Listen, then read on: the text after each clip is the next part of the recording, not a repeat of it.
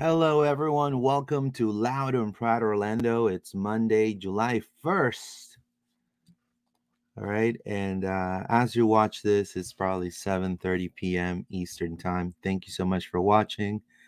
So today, Loud and Proud has the honor to cover one of the most major events in soccer, especially in the Americas, which is Copa America. So right now, right here, both we're the only outlet in Orlando, one of the few independent outlets that are covering Copa America as well. Ladra el Fútbol, which is our Spanish subsidiary, will be also on all the action as well. So we're going to be at the stadium at this time. So drop us your comments, drop us your questions. We're going to be obviously responding them as we go. As well, subscribe to the channel. We are almost 1,100 members and subscribers here at the show at LPO. Don't forget to listen to us on Spotify and Apple Podcasts. We're also available on X at LPO_podcast, on Instagram at LPO_podcast or Loud and Proud Orlando, Facebook, Loud and Proud Orlando, and YouTube, LPO_podcast. Thank you so much for your support. Paola and John, unfortunately, John is, having a nice getaway in New York City, right? And Paola as well. So I'm writing right now at the moment solo, but I thank you. And I wanted to leave you before I took the drive to one of the biggest events in soccer. Wanted to leave you guys with plenty of Orlando City content because there's a lot to talk about. So thank you so much for being here with me. Much appreciated. Again, thumbs ups, and thank you so much. Buckle up and enjoy the Pineda ride. There you go. All right, guys. Definitely, all jokes aside, and it's a terrible performance by the Lions. I think the first half is unacceptable. It was you're talking about a loss, 4-2.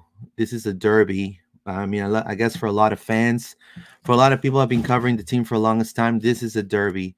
Orlando City pretty much was shocked. In one of the worst pitches in the MLS, I will say. I mean, it's no excuse. I mean, I think Orlando has been playing there for the longest time. NYCFC, they came into the MLS the same year as Orlando City. Orlando City has one of the most beautiful pitches in the Southeast, if not in the East Coast, with Intercoast Stadium, with wonderful people running it, right? And then you have this baseball pitch that they've been playing there for God knows how long. And it's unfair because the whole point of them coming into the league was to have a soccer specific pitch, and they don't have that. So I think they're due to have a stadium in 2026 or 2027. We'll see. But either way, Orlando should know how to play in this field. And unfortunately, what follows was just early giveaways, a horrible, gruesome injury due to bad refereeing, and honestly, a turnaround in their mentality in the second half that could have definitely, hopefully, rescued a draw, but unfortunately, that did not happen.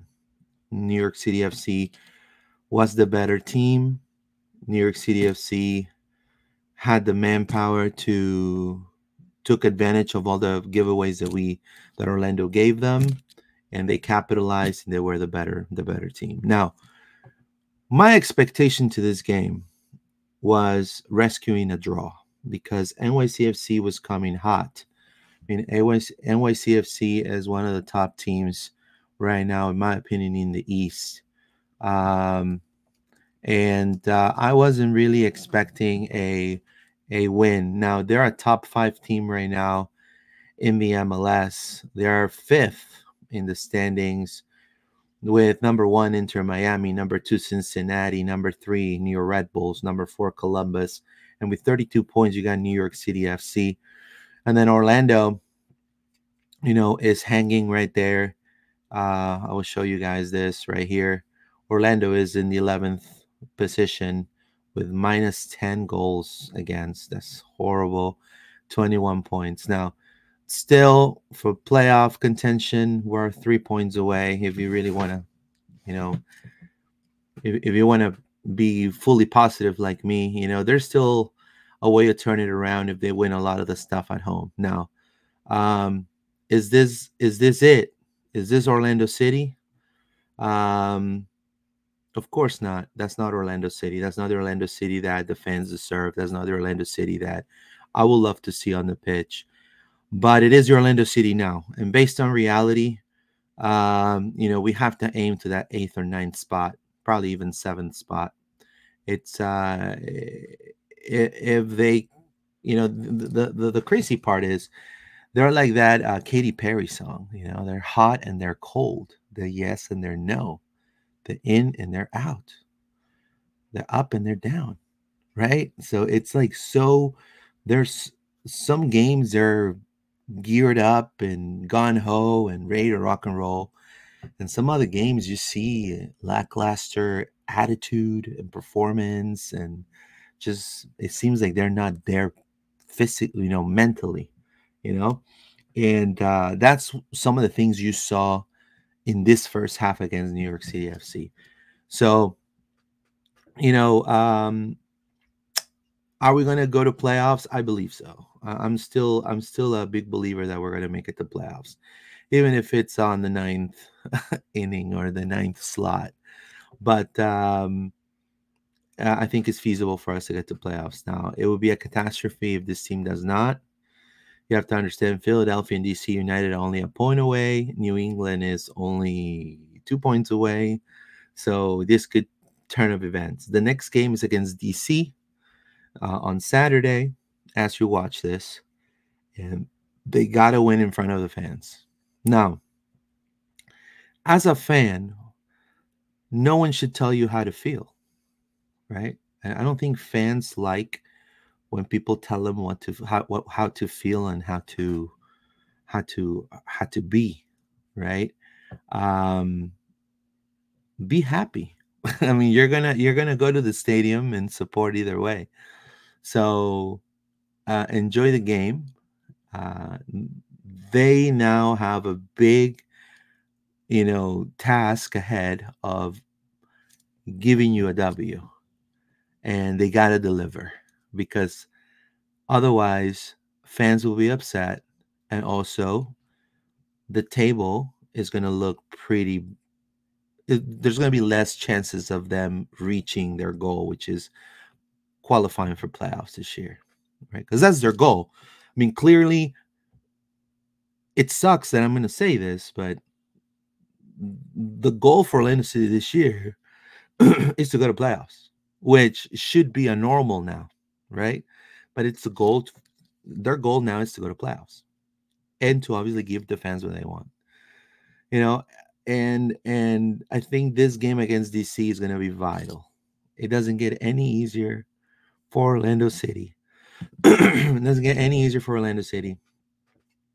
If we look at Orlando City's schedule right here, we have DC. We have Toronto Wednesday. So this right here has to be a W. Has to be a W because we've beat Toronto at their turf before. We have to beat Toronto and we have to beat DC. These are 6 points that are a must have. Now, I'll be content with 4, but when you play at home, you have to win. And against Toronto, I still believe that Orlando City has enough talent on paper that is able to have a W against Toronto FC. Now, the games after DC, You got the bottom of the East, which is New England, Orlando. We gotta beat New England. New England is gonna go gun ho in this game. They're gonna try to they're gonna play if this was a playoff game. So we have to be careful here. And then you have Nashville, Orlando. Nashville always bothersome, always tough.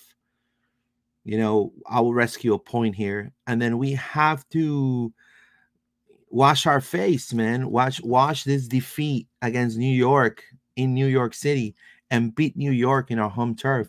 Two back-to-back game. Well, in a way, yeah. I mean, before Leagues Cup, we have a home game and then Leagues Cup.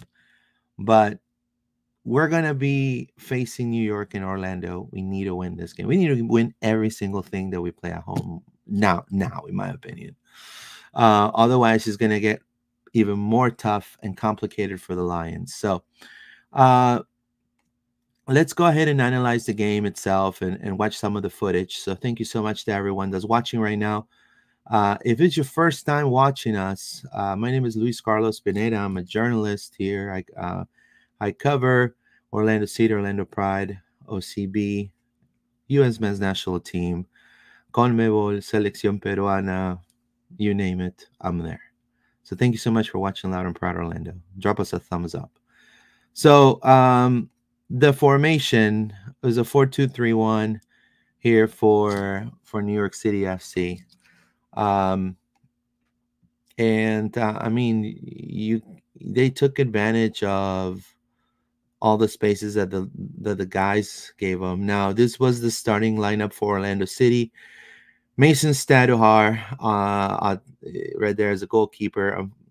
Season-ending injury. We'll discuss it in just a little bit. But when I first saw that collision, my thoughts and prayers were with him for sure. No one wants to see their numero uno, go through that. And he's a Orlando original, and he's a great guy, man, and he's such a good goalkeeper. He was coming so hot, 11 saves last game. I feel so bad that this had to occur, but sometimes the big kahuna up top puts you in certain positions that is for you to overcome and succeed. And I have no doubt that he's going to come back stronger, better, faster. So Mason, our thoughts will be with you always. And he underwent a successful surgery to repair a broken tibia and broken fibula in his right leg. So he's going to be in the season-ending injury list in the upcoming days. So we'll discuss the goalkeeping corps in just a moment. Dagerdan Thorhalson with another, in my opinion, solid game, except with that mess up in the last goal. But overall, I felt like Dagger had a couple of bright spots in the game. But at the last play, I think he kind of fumbled it. We'll discuss that. I think he even admitted it on post-press conference. Rodri Schlegel, Robin Jensen, Rafa Santos, Cesar Araujo, Nicolodero, and then 3 in the middle, in Angulo, Ojeda, and Torres. Not a good performance by Facundo Torres. Again, we cannot see these type of performances by our DP. But then again, it's like the Katy Perry song, man. Hot and cold, yes and no, in and out, up and down. And then right up top, Duncan McGuire. Again, solid game by Duncan McGuire. What's going to be with with Orlando City? What's going to be with Orlando City after Duncan McGuire? Or if Duncan decides to resign with Orlando and sign an extension, we'll see. But on the 91 minute, 91st minute, he scored the second goal, and a comeback seemed pretty feasible, and then obviously you had that Dagerdan situation. So, if you're listening, thank you so much. I will try to narrate as best as possible. If you're watching, subscribe to our channel. Got to start there. 40 days since their last shutout, top 4 right in here. 2023. But for me, it's about the shape change. Martino Honestly, this gives more freedom for Faco Torres onto that right-hand flank on the invert down into the channel. I mean, New York City.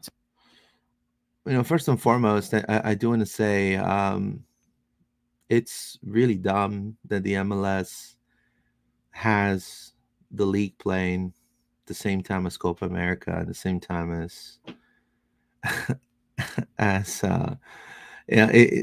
those are things that should not happen. Orlando was playing the same time as Chile, Canada. Orlando was New York, Nashville, and Inter Miami were playing the same time as Argentina, Peru, and it just doesn't look good. We're gonna have the World Cup. The MLS is gonna have to stop while the World Cup is going on. I think the league will grow tremendously and exponentially if they will have the same schedule as everybody else in the world. They need to really stop being so afraid of basketball and baseball and hockey and American football. There's a niche and market for football or for soccer in the United States. And when you are living in a bubble, because that's what it seems with the MLS from the rest of the world, it just doesn't look great, in my opinion. It's just a little food for thought right there. Let's go. Tonight, Orlando City, led by Facundo Torres, will try to get things going on the road as Orlando City in possession. Now, right here in this transition, like right here, you see in this transition, right? You see Angulo during his tenure. Like that right there, I definitely praise by Ojeda. I love the three. Look, at least Ojeda and Angulo, okay. But Facu was nowhere to be found. That right there, I mean, he had enough time, I would say, to hit it and try to, I guess he was afraid the number 6 was going to get to him. And he just rushed rushed to shoot. And he hit it with the inside of his foot. And it was a botch. Intended for McGuire, and it was pounced on by Angulo, who fired a shot right down the middle at Matt Freese, who's been having an outstanding season for New York City. That was one chance that Orlando did, and then look at NYCFC. Look at this transition play right here with the Slovenian men's national team. There's Martinez driving into the penalty area. It was just right there. I'll be honest with you. This is just poor positioning and full power. Like physically, they were dominated. The back line. Just look right there, Araujo. That's Rafa Santos right there. What is he doing there? And look again. You have Jansen also 2 forward, and then that forces Rodri to literally run back. It forces Rodri to really run back against such a speedster. Such a speedster like Rodriguez. I don't know if it's Rodriguez or Martinez. I have to see. National team. Let's see. Yeah, no, it's Martinez. Like, if he would have definitely had a little bit a better angle to shoot, that would have been a golazo. He would have put it on the other corner from Mason. But then, again, Mason pretty good, closing into Martinez and got the ball. Just enough. And into the arms of Stuyvesant. But again, that should not happen. I mean, the back line is disorganized. No one's in position. They're playing a top 5 team in the MLS, and they're 2 forward. Let's keep watching. Thank you so much if you're listening. Expectations were so high coming into this season, and it hasn't come together for Orlando. Yeah, this right here is just unreal.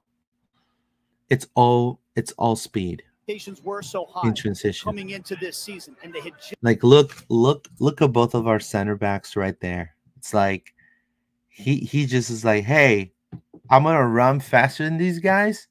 Just pass it to me, you know. it hasn't come together Look for at Orlando that. City yet. Here's Again, Martinez, a shot attempt by and that's another save by Mason.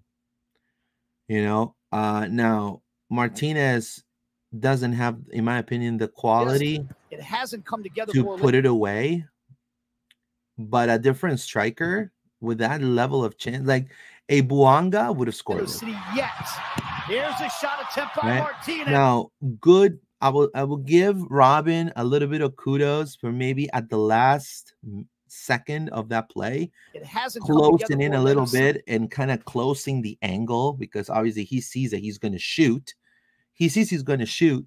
So it's like, hey, let me go get closer to you so I can close in on your angle so you have a tough time shooting the ball. And that's exactly what happened.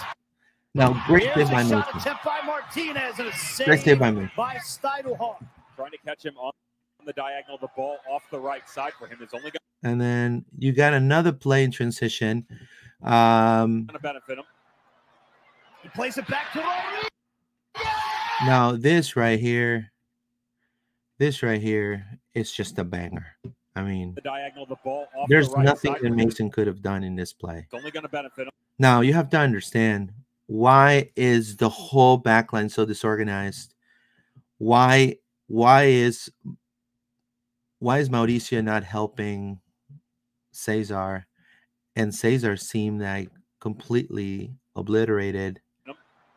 And they just let him right there. He's sizing the distance where he's going to shoot Rodriguez. And all that space. Like, I don't know if they've seen video of this team, but you give their number 10 enough space, knowing how good he is with the ball. You give him enough space to shoot. This is what happens. He's going to have a quality shot. He had all the time in the world to prepare that shot. Plays it back to Rodriguez. There's nothing he could do. It was a banger. It was a banger. It was a banger. With a golazo. Good job by NYCFC. Being patient with Rodriguez, because he came in with a lot of flair. I mean, again, they have a really good number 10. Orlando needs to follow those steps. Orlando does not have a number 10 like Rodriguez. We have Facu Torres wearing number 10, but unfortunately, Facu Torres is not a 10. He does not generate anything offensively. Some games he does, some games he doesn't. Orlando needs a consistent player that's able to create attacking plays so he can feed big kahunas like Muriel and Duncan McGuire. That is not happening. Good job by NYCFC for a marvelous golazo. And not only that, for signing Santi Rodriguez. His fantastic 2024 campaign continues. There you go. And New York City up 1-0. It's just taken hit after hit. Never have I ever seen them so lethargic coming off the back. Yeah, right there. Line and then inconsistent. Right there. That's Lodeiro losing the ball now. But it's just they look uncomfortable. Like if you're listening, if you watch our video, the players look uncomfortable. After hit. Like never. So Lodeiro goes, and then all Martinez does is just put a little pressure. Seeing them so lethargic. And Lodeiro just loses the ball. Just lets it go like Frozen. Just lets it go. Off the back line, and that creates a transition by what's that kid's name? I forgot his kid's name. Gray, I believe is Gray. No, Jones to start the play with Santi. And then you like, if you lose the ball, you gotta have the intensity to, hell, I'm gonna get it back. I'm gonna go and pressure. I know who's right there, but no, passive. They were too passive. Consistent in some of their decisions. You see, look. We just talked about Robin Janssen. Just let him shoot. Just let him shoot. No, Araujo is Uruguayan. He's played against Santi Rodriguez. Facu has played against Santi Rodriguez. At least I would like to see if Facu's not going to give me anything offensively. Hell, let me mark Rodriguez, which I know how to play against him. He even said it on when I asked him a question in the last press conference when they beat Chicago. I asked him about Santi Rodriguez. Like, do that one-on-one, marking Rodriguez, but I guess he's nowhere to be found. Enough chance. Now it's MLS great Nico Ledetto. Ball's too far away from him. Yep. And look at the aggression coming up through the midfield. The touches from the outside, the willingness to commit bodies forward for New York City. Well, that's just individual brilliance. There's nothing to do it's right Santi there. Rodriguez, the bird's eye view. Notice how the two players off his right shoulder open. There's Martinez. Now this is another giveaway, I believe. Individual brilliance. It's Santi Rodriguez, the bird's eye view. Notice how the two players off his right shoulder open. There's Martinez checking back. Martinez again to the ball. And now look at our back line. What is Jensen doing there? You know, where's our six? Where's Araujo? Araujo is behind the one who's passing the ball. Rodriguez, he's trying to play it through. And this right here should have been an offside. And I'll be damned that honestly, I'd be damned of, the one flag no going up, it injured two players, both of them with season-ending injuries. The bad refereeing needs to stop. The World Cup's coming up. People in Copa America are complaining not only about refereeing, but about the quality of the pitches in the United States. We need to be up to the standard as the rest of the world. We need to be better. And my thoughts with Malachi Jones and Mason Staduhar, but this is what happened right here. For this pacing Malachi Jones to ground he goes. The referee has waved for offside. We've got a collision between Staduhar. Block those shots. Well done. Now they'll be calling on the wall here. Rodriguez.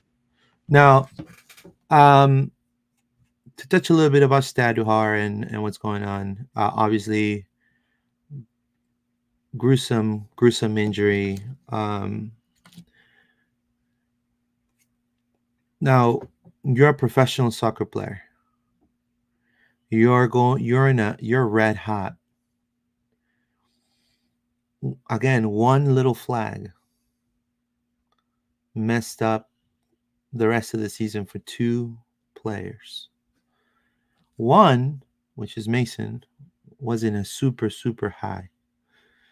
And, again, my thoughts and prayers with Mason. Now,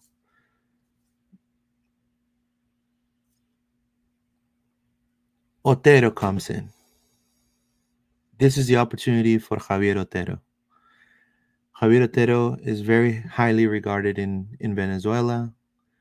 They've been scouting him since he's his first arrival on OCB with Moises Tablante. Both of them played under 20s, I believe, for the Venezuelan national team. It's his time now. So I think the club is going to ride with Otero, right? And Pedro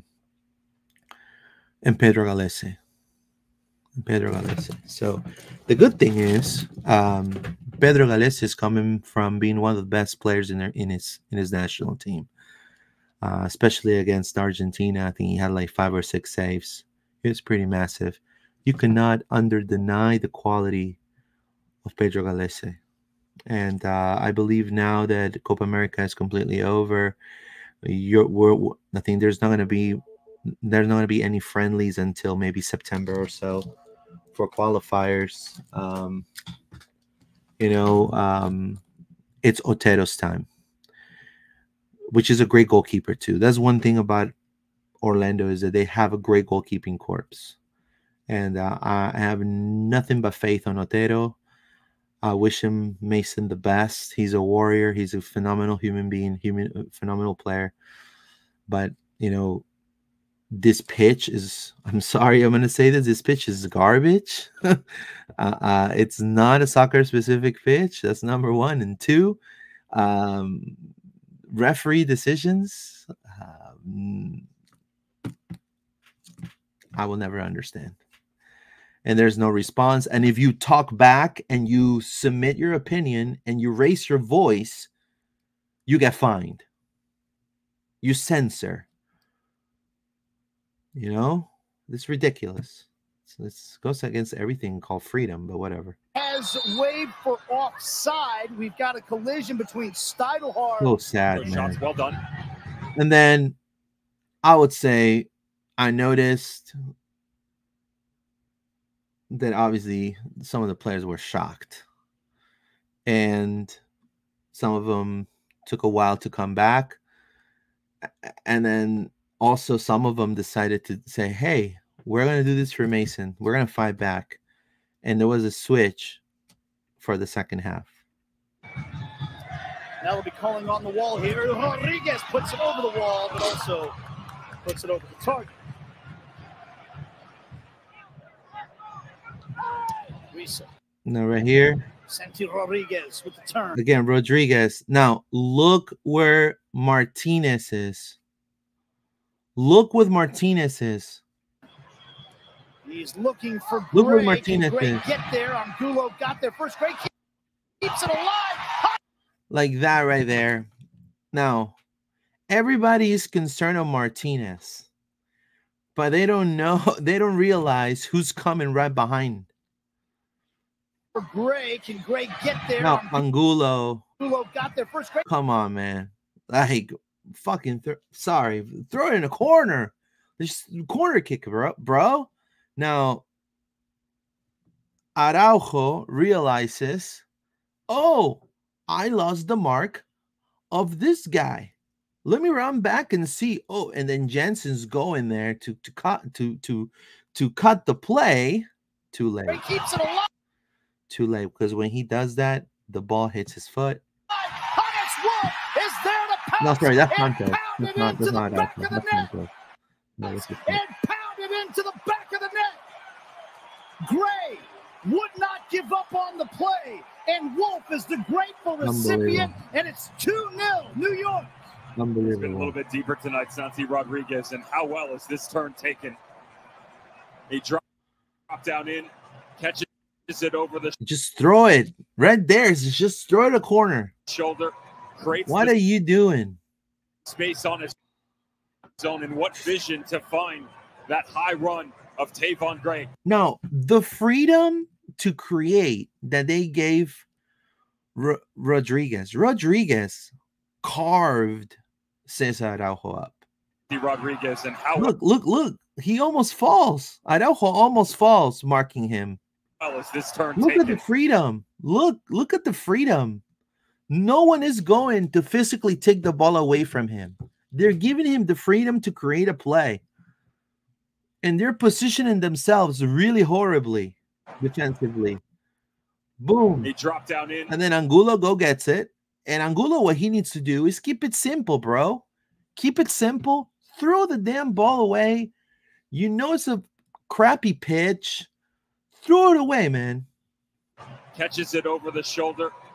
Now, he lets it go because he wants to, put his body against Gray and let the ball go forward.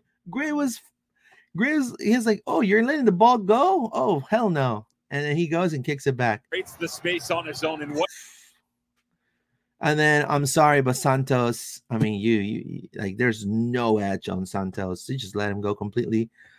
Park scored. Vision to find that high run of Tavon Gray. Hannes Wolf comes to the inside. Wolf. This is that Right, relationship we're talking about Yeah. with the wingers. You get them to pinch in a little bit. All of a sudden, the back line is overloaded, and you have to find the most immediate threat, which Rafa Santos thinks he's going towards, but you don't. They'll send it back to the back And now things got worse there. line, and Thiago Martins. Now look at the back line right here. Now, number one. And Thiago Martins. Like,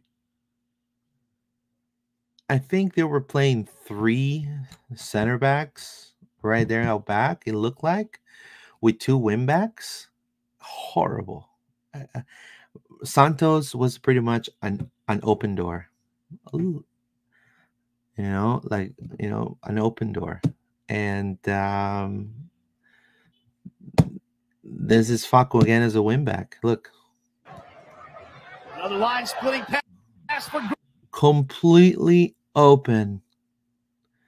Like, not even the stamina to go and catch number 24. Unbelievable. Gray puts it across again, and this one is like Gray dominated the wing. The last 2, you know, look at that. What is like? Look, what's Dagger? Dagger, that's his man. He overruns Dagger, and then we also have both of us center backs. No one being physical enough to even slide to get the ball out. Pass for Gray. Gray puts it across again, and this one is turned home by Ojeda. They just gave up there. In my opinion, it just looked that they gave up a little bit there. New York City are absolutely cruising here in the first half. Gray completely dominated that wing. Yep. This New York City squad, Thiago Martins. Like right there, Ojeda, man.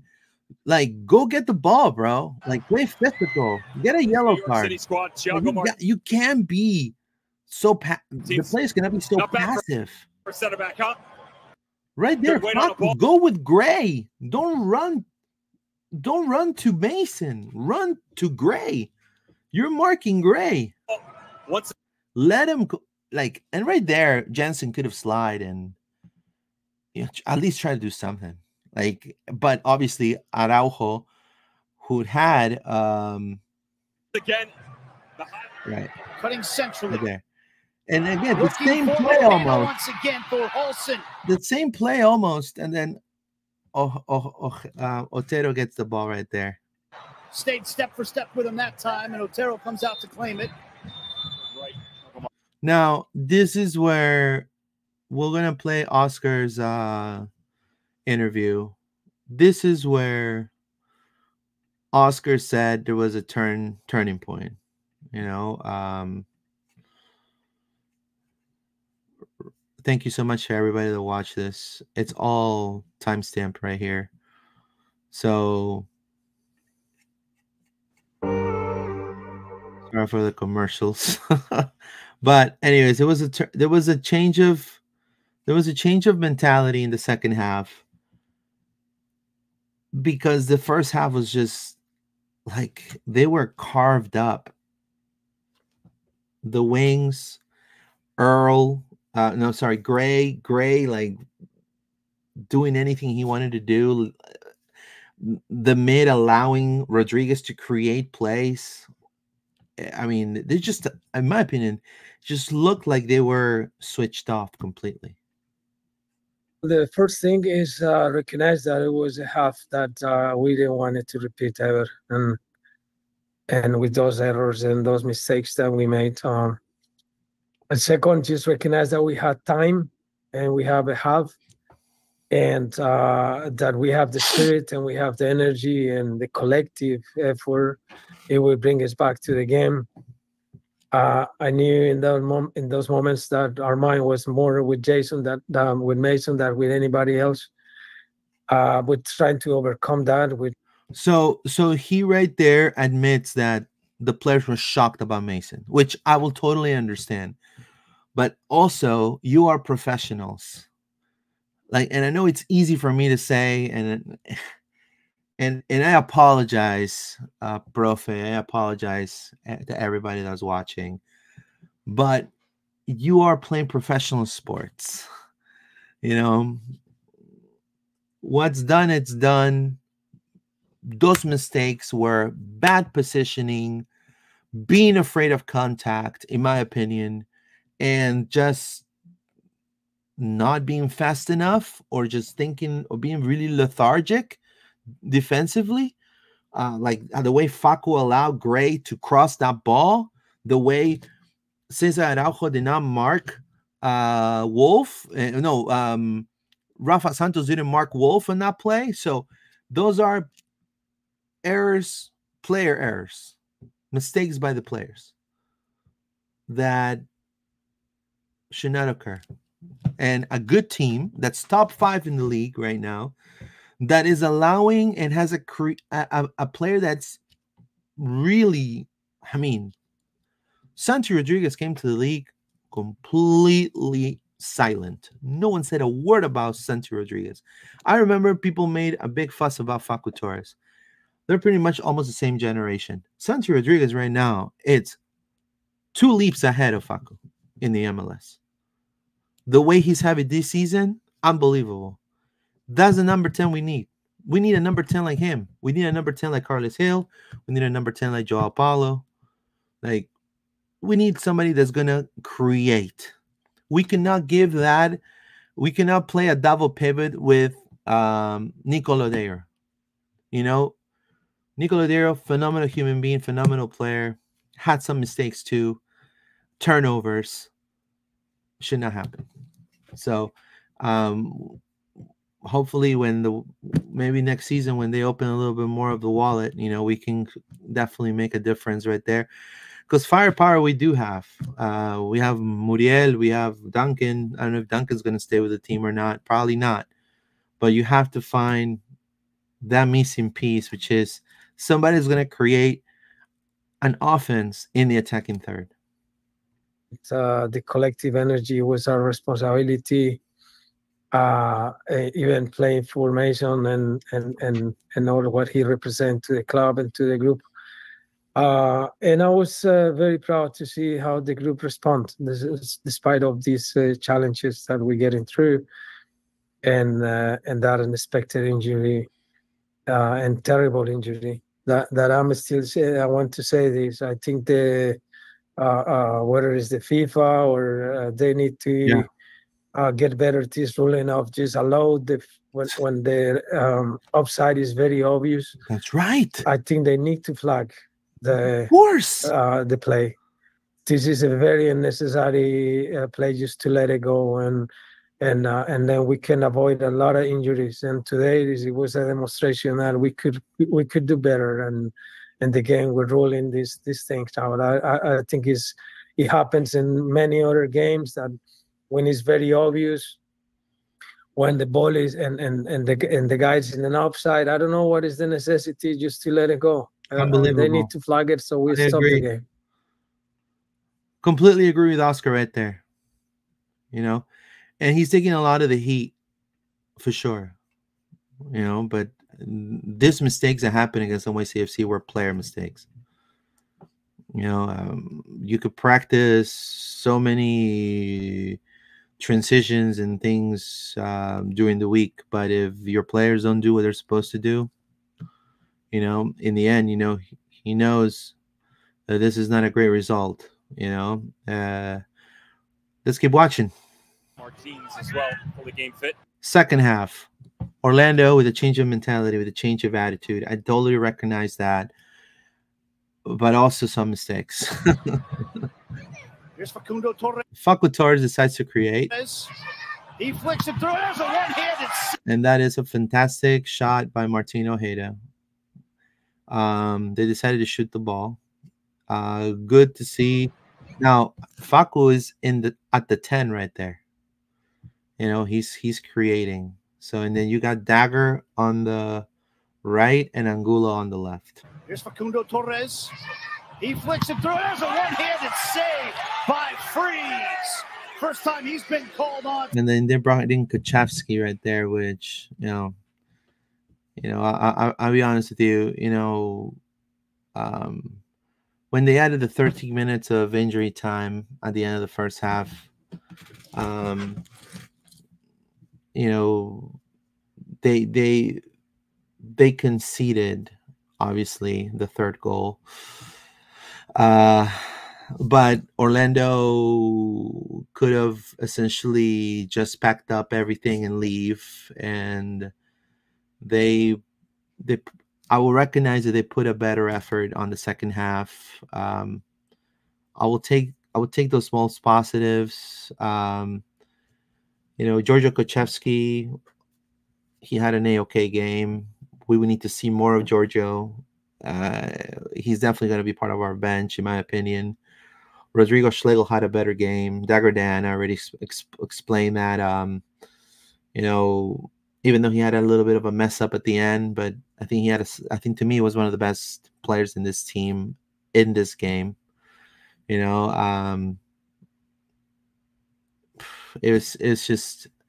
was a great second half effort. Not enough though. But you just can't get so defeated like when they gave those extra time minutes in the end of the first. But I definitely recognize that they did a little better here in the second half. Tonight, very clean on the inside. Jensen with a phenomenal cross right there, looking for that type of player in position. Dagerdan, Duncan, clearance doesn't make it any further. And again, Facu trying to find his freaking left foot, but then you got they neutralized him pretty well. NYCFC's mid. He couldn't get full purchase on the shot attempt, so a save from Matt Freese and a relatively comfortable one. O'Toole is still down on the ground here at the end of the play. Charlotte, then again, they got Georgia right there doing their business in the Eastern Conference, in a conference that's so star-studded. The ball. Orlando coming forward. Thorholmsen gets on the end. No, great ball by, was that Cesar? Yeah, it was Cesar at elbow. Doing their business in the Eastern Conference, in a conference that that's was so star-studded. The ball. Martin Ojeda right there. Throws the ball. I believe they've practiced this play because it just seems like Dagger was positioned and he coming took the header. Thorholmsen gets on the end of it. And just catches the keeper of NYCFC completely out of position. It catches the NYCFC keeper out of position and puts one up for Orlando. Obviously, no celebration. And down into the definitely, I will say, a great game for Dagerdan, one of the best in the field. For corner, well read by Kyle Smith. Right there. Beautiful left foot of a wand by Martino. Muriel right there. Carries it forward. Toto. Then you go with Facu. That was a great shot. He has the poise and the speed and that left foot with power. Boom. You can hit shots from distance, Facu.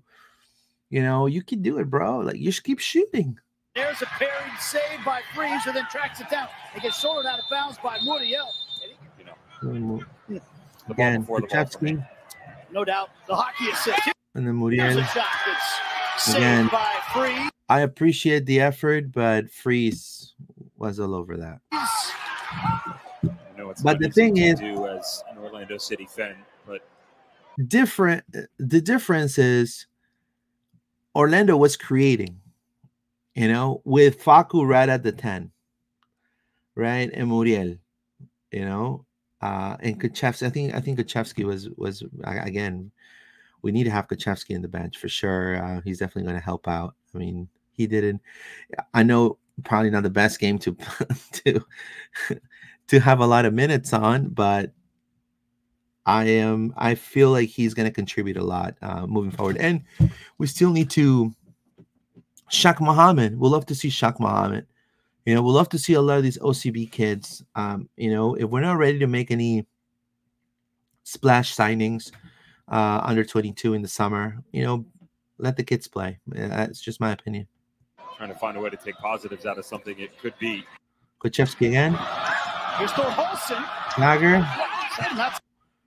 And that was dangerous back pass. And that right there. Completely a scramble, defensive scramble by NYCFC. Great opportunity by the Lions. It all started with Giorgio Nycfc and Dagger Dan. Positives out of something it could be. You know, Giorgio passes it back to Dagger. Dagger goes forward. Duncan, great way to hold the play. Passes it, and then I think they pass it back to their keeper, NYCFC, and then with Muriel. Freeze, I don't know what happened with Freeze. Freeze let that ball go, and then Muriel was like, hey, hell no, I'm shooting. So he goes just to shoot, and then Duncan, man, was right there, the right moment, the right time, as a 9, as a poacher at the time. At this time, he was a poacher. He just hit it off and go. And this one's pounded into the back of the net. Yeah. Great job of Lions right there. 3-2. There you go. You're back in again. You know, obviously, I totally respect the attitude. A turning point in attitude for the Lions. You know, trying to get something. Great job of McGuire. Great job by Nycfc. Great job by Dagger Dan Thorholson. In my opinion, the best player again in this game. Sideline saying, use your head. Going in the offense, Dagger, you know, defensively and offensively. I think defensively he had a mess up, especially in the 4th goal. But here, great presence in the offense by Dagger Dan Thorholson. Yourself down. But I talked about the options and depth. Look how many there are for. And then, you know, when Freeze leaves that ball out like that and lets it go, and then Muriel sees the space, he goes for it because he has that killer instinct. And that completely threw their backline out of sync. Also Freeze. And then Dagger was just like, I'm just going to shoot that ball in. Why didn't you hit it? Now, here we go. This right here. This was sad, man. Taken back though by New York City, and that's important. Yeah, this right here should not happen. Sands, McCraw into the. And then, look, yes, it was Dagger Dan's man for him to mark. He was out of position right there. Completely taken aback. No one marked Bakar, and then he literally owned Araujo, which, in my opinion, I felt he could have done more. Like, look how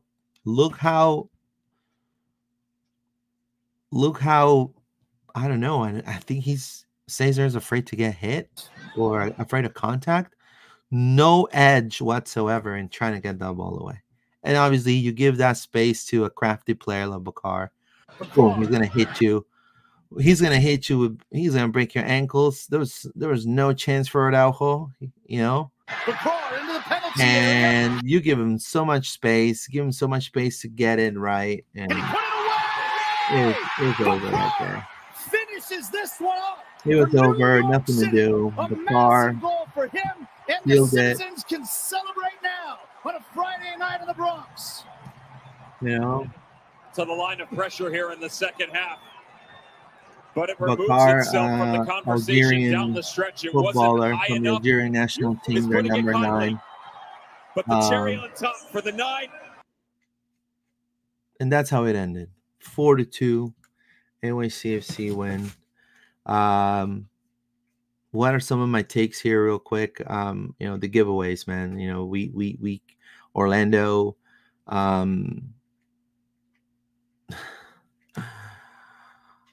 You have to be aware of your rival at all times. Nicoladero dispossessed behind by Martinez, leading to Santiago Rodriguez's open wide shot. You know, Ladero should not have these moments. These are player mistakes, which comes into a mental lapse that they might have had there. But you know, a good team like NYCFC, because you gotta give Caesar what's you gotta give kudos when kudos is due. And NYCFC right now, they're on a roll, and you gotta respect that. They're top 5 in the league. Then Staduhar and the gruesome injury definitely hit home with a lot of players. Clearly, the homegrown keeper, the lower leg injury with a collision with Jones, and the extended stoppage time of such, was just a lot to take for some of the players. That was something that this group is going to have to endure. There's no positives you take out of a gruesome injury like that. Thoughts and praise to Mason, but you got Pedro coming and you got Javier Otero, which, in a way, it's his chance now to shine here, right? So speedy recovery for Mason. Wish him nothing but the best. I know he'll be back stronger than ever. And then again, Orlando City, they gave the stoppage time. They were still shocked and they couldn't come back. NYCFC scores the third, and just pure communication by the back line, and it's just sloppy play.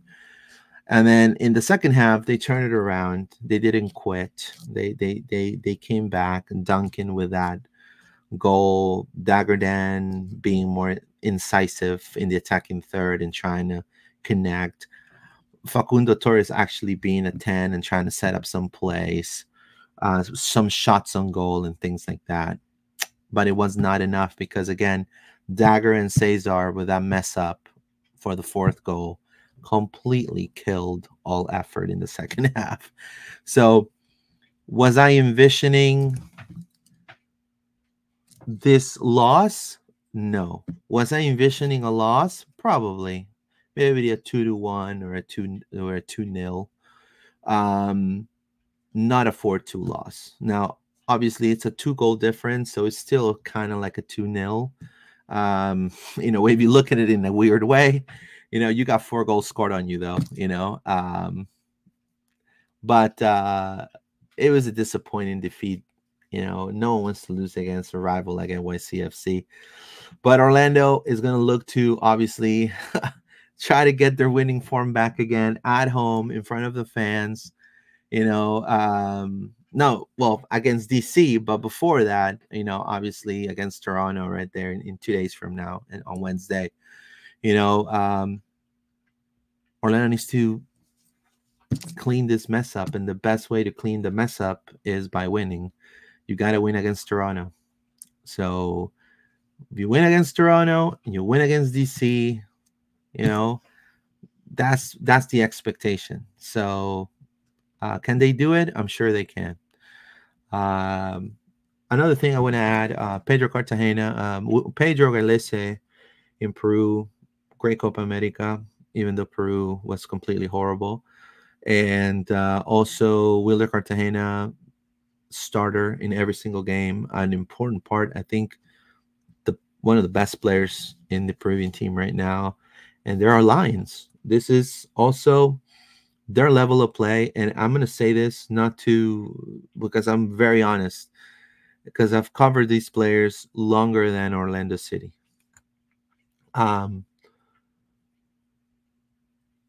Cartagena came to Orlando coming from the Middle East.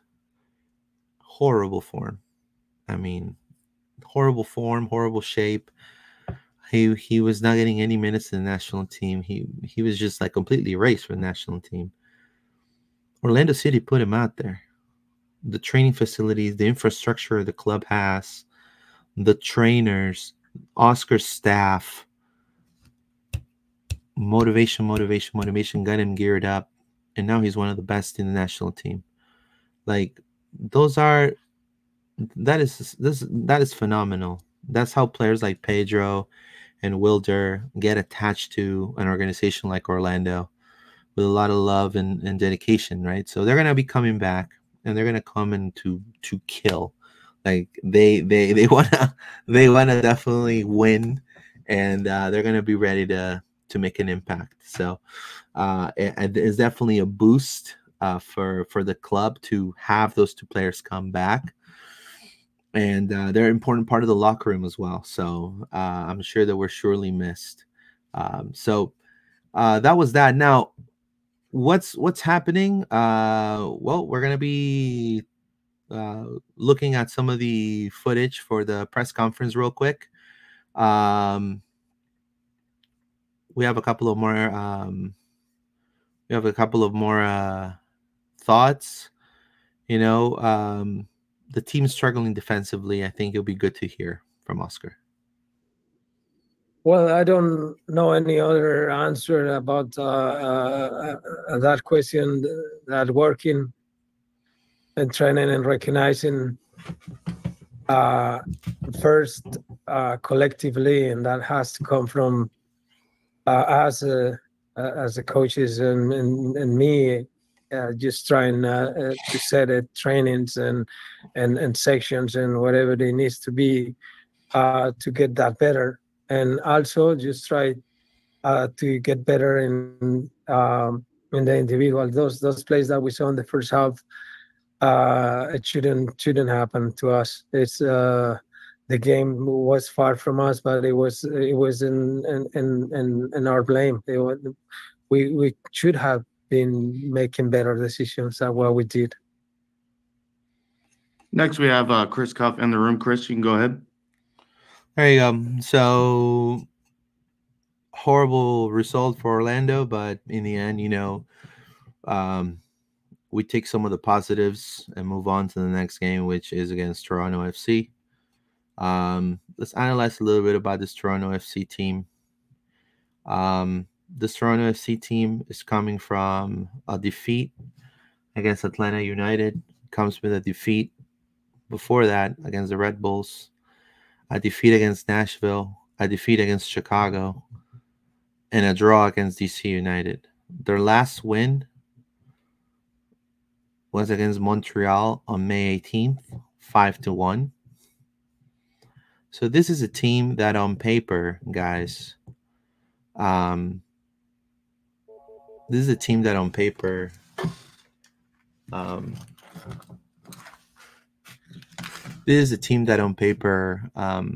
Orlando needs to win.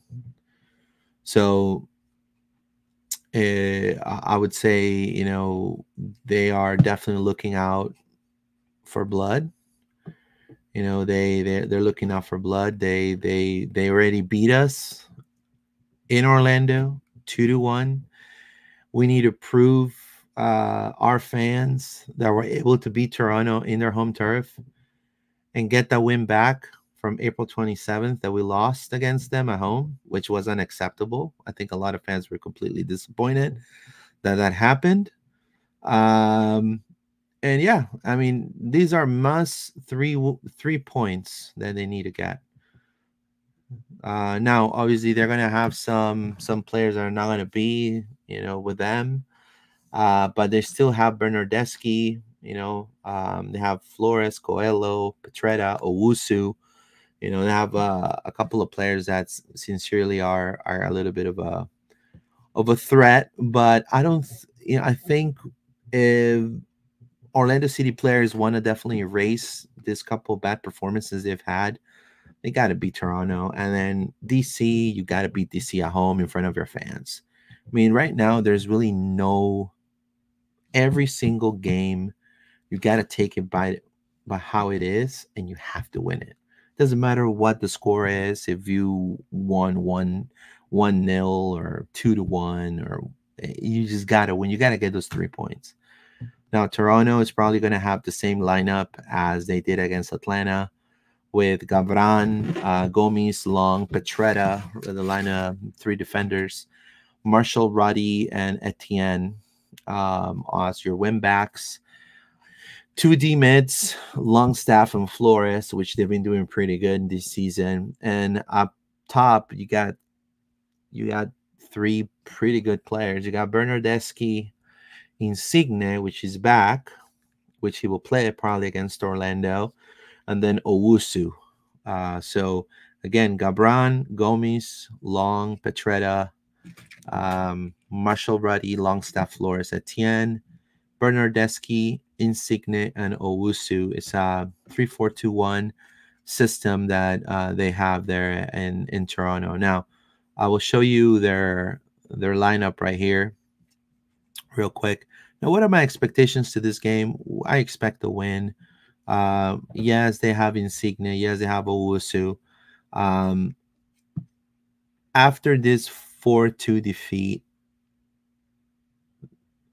hopefully they go back into training and fix some of those defensive mistakes that they had, and sincerely are able to, they go back and they assess on how to stop this attacking third that they have in Insigne, Bernardeschi, and Owusu. Aside of it, last time they faced Etienne was bothersome for our back line.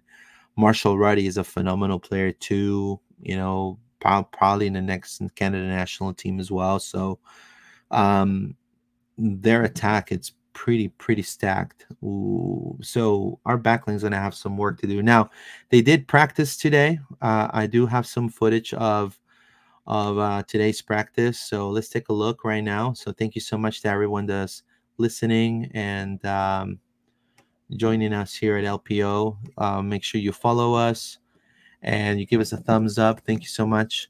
So this is the UST right there, Thomas Williams, which hopefully we see him have some minutes. I know that we saw Freeman, Kochevsky. You see, good thing is we have Ramiro. We have Ramiro back. So Ramiro's back. So he's probably going to have some minutes against Toronto. And, I'm glad to have Ramiro back because he's such an explosive player. So that's definitely another adding piece that is going to be great to have. I want to see more of this guy right here, Facu Torres, man. Dude, Facu, despierta, papá. Eres un grandísimo jugador. Grandísimo jugador, hermano. Una gran persona. He has to have the best game against Toronto. And then against DC. So, then you have, Ojeda. His finishing needs to be better, in my opinion. But overall, they're all working again, boom. Good to see Ramiro back for sure. Fabian Loyola too is back, so it'll be good to see also on the bench Fabian Loyola. He did really good with the under-20s in Chile for the Chilean national team, so great. And then you got Otero right there. It's his time to shine, man. Javier Otero. So, there's some words also that were. Let me play some of the words right here. This is by me, Martin Ojeda. It's obviously a tough result this past weekend, but a very quick turnaround. How are the boys kind of preparing for this game on Wednesday? Obviamente un partido difícil, pero tienes que jugar muy rápido otro partido. ¿Cómo está preparando el equipo para el miércoles? Bueno, creo que es lindo tener revancha muy cerca del partido del viernes. Nos estamos preparando bien, intentamos mejorar cada detalle para seguir perfeccionando el juego de nosotros, para perfeccionar el tema defensivo también. Son pocos días para laburar, pero bueno, en esos pocos días intentamos hacerlo mejor. Yeah, obviously, it's good to have another chance to fix what happened over the weekend and to be able to play a couple of days later. I think we're preparing well. We've been working hard on trying to focus on those details and get everything fixed, especially improve in the defensive area where we're missing a couple of those details right now. But only a few days to work on it, but we've been working hard. Now let's see what Oscar said. And Saturday, so time you get to go to Toronto. Mhm. How are the boys preparing for a trip up north? Okay. It seems like we're repeating this uh, routines during the week. That is a very short time, but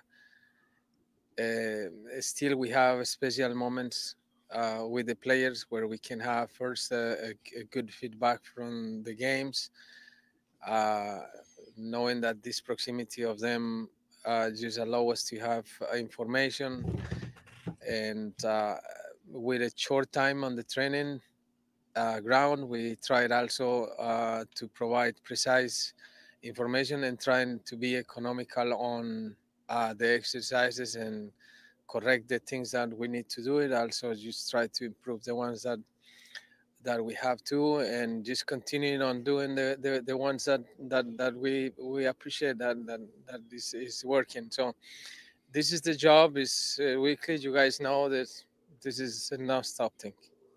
When you look at a team like Toronto, a team who've already played this season, kind of finding their form, what do you kind of see from them that stands out to you? Toronto has a game model that we know already. We faced them against already here. We saw them played against Atlanta, normally where they're playing with this defense of five. And we know the challenges, and also we know the opportunities that these things can provide to us, and then trying to affect them and the way we do things. A couple weeks ago we were talking about how can we score more goals, scoring more goals. Now it's how can you prevent goals from coming on the other side. Where are the issues you're seeing with the defensive setup right now?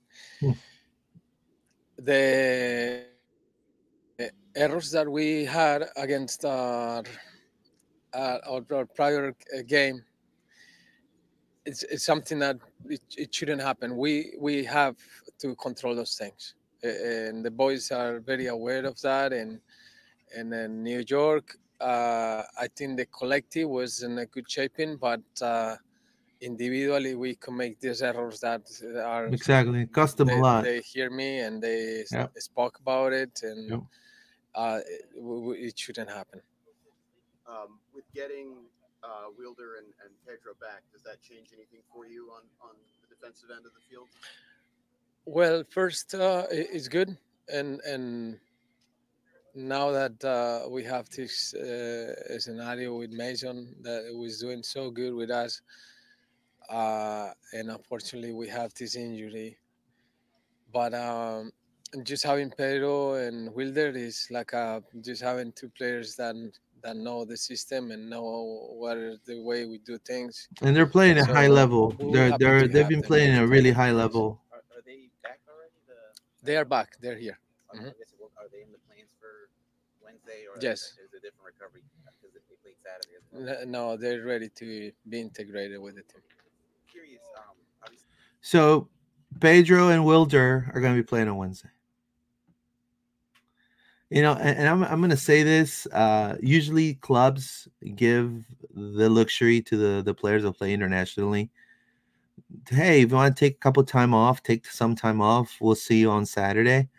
But no, man. I mean, both Wilder and Pedro are so pissed off of the elimination of Peru. They just want to see some blood. They're ready mentally. I've seen them.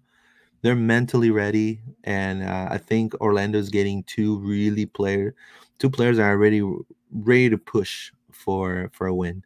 So I'm glad to see them back for sure. After the Mason injury, like Oscar said, I mean, a very tough blow, and I think this is definitely going to help the group. Mason line with the season after the surgery. You have Javier Otero now stepping in as Pedro's backup. Now the third choice, is that something that you guys are going to go into the OCB academy to? Who's going to be the third keeper? You guys going to have to look outside and bring in another goalkeeper. No, most important for us, our intention is just to grow within. We have Otero, we have Mercado. That's those two goalkeepers that can Mercado. Play with us in the first division already. There you go. And from the academy, we have a tremendous team goalkeepers too. So we see that we can solve the problem within the team. It makes sense. But we'll see. What makes sense what Oscar in the says. scenario, You're not going to get a keeper from just halftime. get a keeper. We'll do it. But so far, it seems like we'll be fine. It sounds like a positive when you don't have that many MLS teams that have their academy teams all under one roof. Obviously, this facility has been here for a couple of years now. But if you ever want to look, you can just go right across the fields. I mean, how has that kind of been? I mean, we see the academy players every now and then training with you guys. How has that been a positive for you guys? Not only this season, but the last few seasons. No, it's great. I grow in this country developing players and developing programs. I have seen the Major League Soccer to grow so much. I think at this instance, we need to think about how can we link better the academy players that the country can help us, whether it's with the federation, MLS, and college. How can we, these young guys, when these opportunities comes, like if we want to use a team player, and we can do it. But now, obviously, we have to involve them in our roster and all those things. It's part of our growing thing. But as you say, these scenarios will provide us more opportunities for the youngsters. And at the end, this is the way this country and the soccer side has grown and will keep growing. That the youngsters have more volume on the first team, and this is a good example. Speaking of a young guy, you gave Giorgio Kuchevsky the whole second half on Friday night. Yeah, that was great to see Giorgio Kuchevsky for sure. That it did not surprise me. And instead, it's just another call for us, just to keep trusting on these young guys. Is he plays so good, and this is another player that we already have in this moment of we can play already, and Georgia did so good. I thought he performed well. When you look at his tactical awareness, I mean, obviously he came in second half, but the way he was kind of able to because there was a tale of two halves that game. First half, you said it after you guys struggled. In the second half, you felt the team did better, and it looked like you just kind of help maintain that balance in the field. Was that something that you were able to draw from him, especially? Right. Yeah, no, and he's involved in the trainings all the time, and he played against Flamengo, a very good game also. At the end, it's just the coach playing him more often. That's the thing. But we're good. I'm very happy to see him performing the way he did in the second half, and he's a piece that we're counting with. Is Giorgio surely will have a nice career. He has a lot of talent. There's a couple of players that are back. Luca Petrasso is back from his loan. Just saw Roberto Enrique back after missing in June. What are the plans with Luca? Obviously, he hasn't really been with the group, but he has been training the last week or so. Well, Luca belonged to the club. I think he's a very good player, and for us, it's a great asset to have him. We have to wait until the window just to make any movement, but so far he's training in the place that he belongs to. We'll see. With the complexity of the roster and what the needs that we have and all these movements that are so dynamic, as you know, we'll see what happens. And with Ramiro, he just returned from his green card. He hasn't been able to be part of just because that is he's healthy too. So we feel like we're getting the team together again. So yeah, that's what it seems like for sure. Good time in that. Yep. So definitely they're getting the team back. They're getting the boys back in the boys are back in town. Boys are back in town. The boys are back in town. The boys are back in town. Sorry. Right? The boy. Right. So they're getting Petrasso, maybe a surprise signing. Boom, boom, splash in the market. Luquita, welcome back, Luquita. Right, and then you have Pedro back. You have Wilder back. You have Ramiro back. Let's hope. I think it's all about moments. Now, my lineup for the game against Toronto coming up: Galese up top as your number 1. Dagerdan Thorhalson as your right back. Rodri Schlegel, Robin Jensen, and Rafa Santos as your left back. Double pivot is back, baby. Double pivot is back, baby. Cesar Araujo and Wilder Cartagena as your 10. And these 3 are going to be switching around. Martin Ojeda. Personally, I think that's how they're going to probably start. But eventually you're going to see Facu in the 10. Facundo Torres on the right, Angulo on the left, and right up top, the Hallen of the Heartland, Duncan Maguire. To me, that's going to be the actual lineup for Orlando City against Toronto FC. Again, Galese, Dagerdan, Rodri Schlegel, Jensen, Rafa Santos. Double pivot is back, baby. Cesar Araujo, Wilder Cartagena, Martin Ojeda right in the 10. Facu Torres on the right, Ivan Angulo on the left, and then atop, your number 9, Duncan Maguire. Yep. So my prediction, hopefully against Toronto, I need to see a win. I think getting all the pieces back, a lot of players coming motivated. Definitely closing the chapter of NYCFC for a little bit until they come to Orlando. 2-1 win against Toronto. I think Orlando will get the W, hopefully.